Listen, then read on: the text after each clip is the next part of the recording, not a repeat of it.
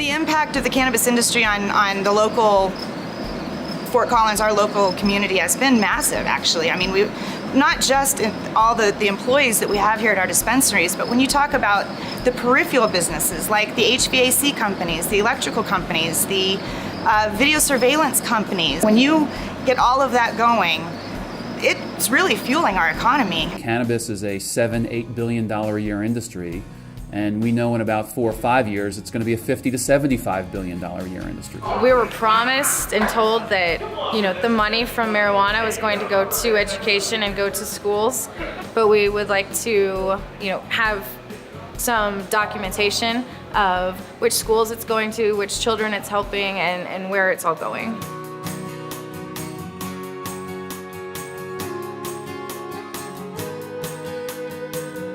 Colorado state law forbids any public money, publicly traded or publicly owned companies, money from owning any of the licenses. And that restricts the investors to retail investors, mom and pop investors, people and companies that have some investment money, but not Wall Street money.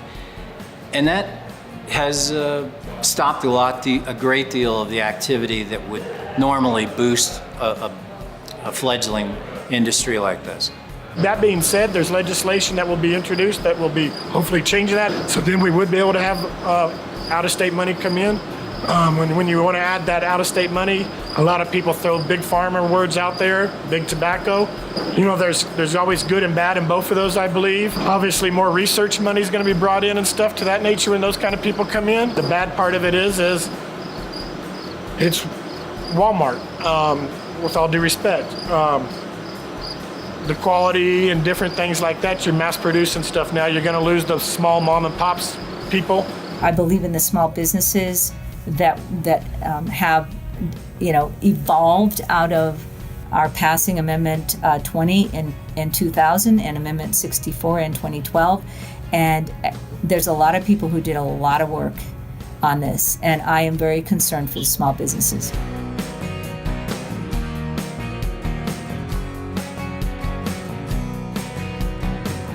The people getting into this industry, it seems to me, are of two types. One is a group that's been involved with cannabis their whole lives and are, maybe growing it in their mom's basement and now have an opportunity to go legal. The other type are the people that are looking to capitalize on what's been kind of a simmering potentiality only for years and are jumping in at all levels.